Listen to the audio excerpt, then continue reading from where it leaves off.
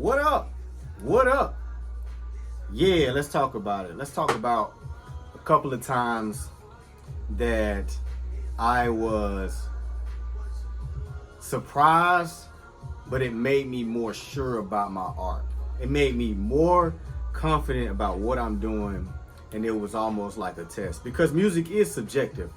But when you have those moments, those magic moments where other humans are moved and it justifies the mission, that's when you know what you're doing. So this is a couple of stories of when I knew I was onto something. I knew what I was doing with that. I knew what I was doing in that sector. I knew what I was doing if I wanted to make somebody dance. I knew what I was doing when I wanted to make somebody know that the mix sound great. I knew the time when I wanted to be the loudest. I wanted to have the most dynamic, you know what I'm saying, track, better than anybody else's sound. I knew those moments that was revealed when I knew that what I was doing as far as commanding other people and other people helping me out, and knowing that their help was magnifying what I'm doing.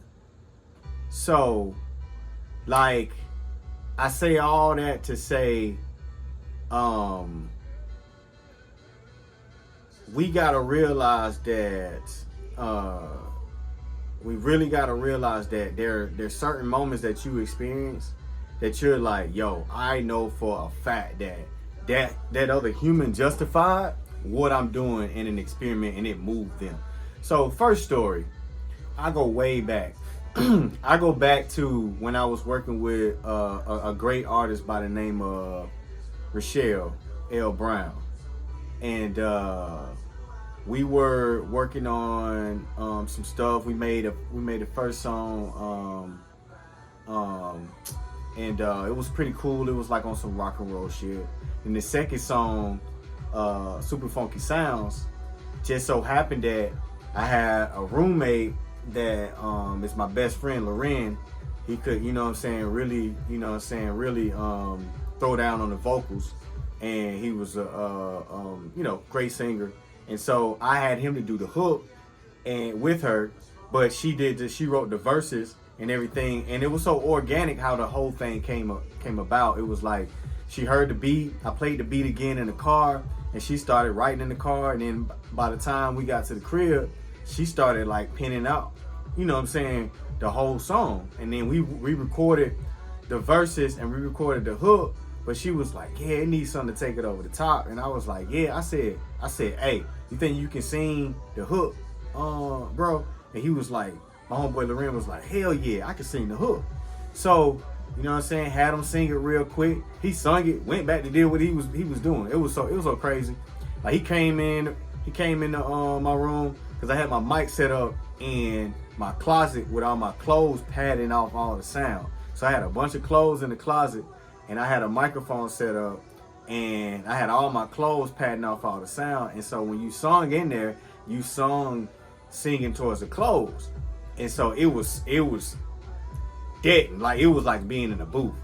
So he recorded the shit real quick, knocked it out, and it was crazy. Like he knocked it out, went back to doing what he was doing, and we had the hook, and I mixed it or whatever and everything. And make a long story short, time passed, and we went to a party that she was supposed to be heavily involved in as far as performing and as far as playing the song. But she was supposed to be performing the song there at the party, and like kind of like walking around in front of the DJ booth, kind of performing in the crowd. So I was like, yo, that's gonna be dope. But I didn't think how dope it was gonna be. But it showed me that she sung the song and they went crazy, right? The song was so dope that they would dance so hard. They played the song 3 times. They played the song when she performed. They played it when she went off again, and they was like, man, play that shit again. And I was like, yo, me and her little show, it was crazy. She was so happy. I was like, yo, that's crazy. They played that shit like 3 times, and we ain't asked the DJ to play it. The crowd asked the DJ. So we knew what was up. We was like, yo, and there was a lot of people at this party. It was like an art party. It was dope. You know what I'm saying? My homegirl Chaos had invited us out. It was dope party, whatever. Dope as hell. So, like, I was like, yo, that shit proved to me that I can make people move. Like, I can really make people move. But I wanted to take it to another level. So, you know, you keep working at your skills. Time passed. Did a beat battle. DJ Trauma was there. So I'm make a long story short, I'm dressed up in this like conservative, like sweater with dress shirt up under it, briefcase, my beats in the briefcase. You know what I'm saying? You know what I'm saying? I might have some jeans on. I might have had like some like kind of semi-casual shoes on. So I'm in there looking preppy, right? So, you know what I'm saying? DJ Trauma come in and it was like my next time to go. He just so happened to come in when it was my go. I went up on stage and I had the briefcase. I opened the briefcase, pulled the CD out, DVD cased up, like some CIA shit. Handed it to him. He was even impressed by that shit. Closed the case up. He was like, yo, you looking like that. Yo, that shit better be dope. That's all he said to me. Man, I played the beats. I won the round. I played the beats. He was like, yo, he stopped. He stopped the whole show. He's like, I don't care if you win this. He said, straight up, I got to give you your props. Straight up, you didn't look nothing like, you know what I'm saying? You don't sound like nothing like you look. And you fooled me because I was like, yo, I didn't know what to think. But he was like, I got it. I get it. He was like, yo, that shit dope. I can't say nothing. You know what I'm saying? I was like, yo, respect. Time passed past that, and I was like, okay, that taught me that, you know what I'm saying, like I can roll with the best of them as far as impressing people. So time passed from that, and probably the next time I like knew, because it was years that passed, and I was like, I need my sound to be right. So I created this mixing, I wouldn't say mixing, I would say tracking philosophy. This sort of like musical loom that was constructed of VCA compressors and EQs and splitting sounds up, running things in parallel through the compressors and stereo and running them back in with the original signal, like pretty much like parallel compression. Y'all know the story.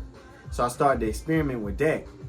I got it to where I got it dialed in just right, and I knew shit was loud, but I didn't know shit was this loud. So I didn't know shit was loud enough to like knock somebody's fucking head off. So I went to a beat battle. I did like two dope ass trap beats and mixed my stuff through the system, right? Fucking hitting hard, right? Hitting hard. So I'm thinking like, you know what I'm saying? I'm not sure at the time. So went to the beat battle. Played the first. I only got to play one track through the whole beat battle too. You know what I'm saying? Socialized and everything. Met everybody. It was like 3 big time producer groups that was there. That was voting. They was behind the DJ booth. Get a DJ my stuff. Play it. You know what I'm saying? They played dude stuff. It was cool. Then, and I didn't even win. That's the funny thing. Everybody was like, "What the fuck?" Played my shit, and I have to tell the story about how that shit went down another day, because that shit was bogus. That shit was a whole setup. All the good people lost that day. I ain't even gonna talk about it. But anyway, played the fucking beat. The shit made the fucking whole building knock so hard that the people in there was like, what the fuck? The old man standing in the front row. I wish I had friends to vouch for me that was here. Old man standing in the front row was like, God damn, that motherfucking mix. That shit knocking. That's all he said. When he said, damn, that motherfucking mix, I knew I was on to something. I said, okay, this shit getting justified. I said, I think I know what the fuck I'm doing. I think I know what the fuck I'm doing. So that certain philosophy, I just enhanced that shit and took it to times 1,000, and I use it to this day.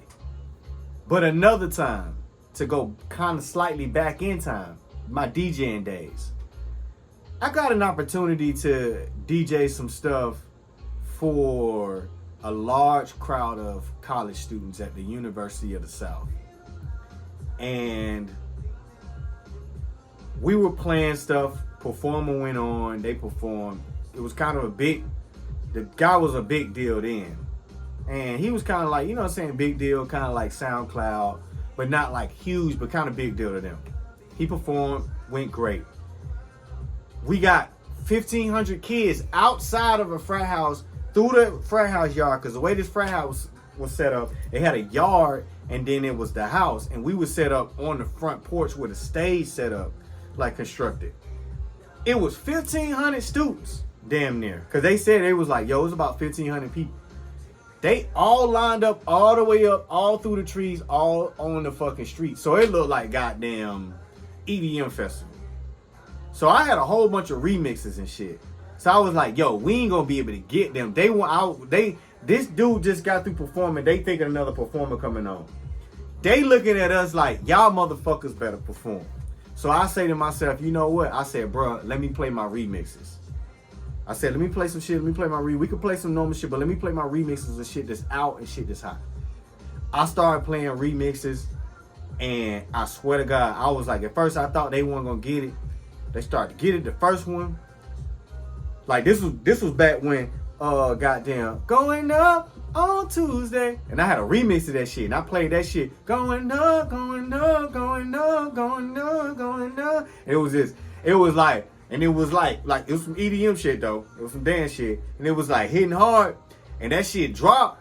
Boy, I'm telling you, they went berserk. I was like, yo, I said, yeah, I know what I'm doing. And it was my music, so I was like, I wasn't playing somebody else's remix. I was playing all the remixes I had because it was something that they didn't hear, but I knew I was making remixes of stuff that was out at the time.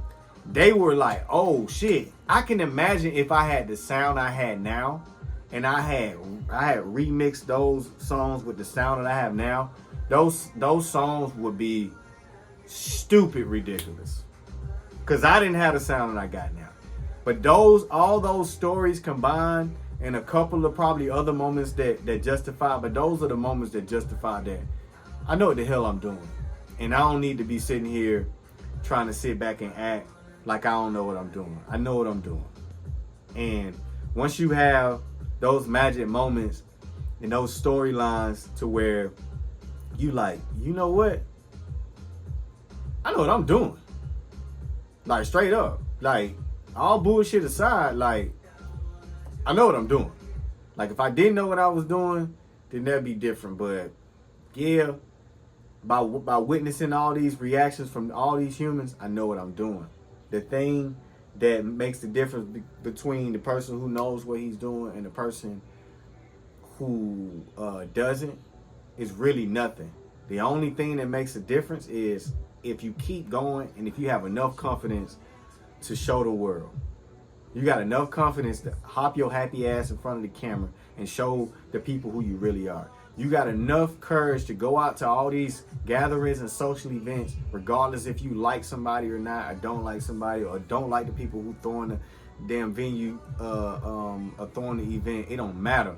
You going to socialize. You going to meet people. You going to build your network, your social network, and combining forces with other people and learning new stuff. And then you can become more assured of your stuff because you have more knowledge. You have the right knowledge.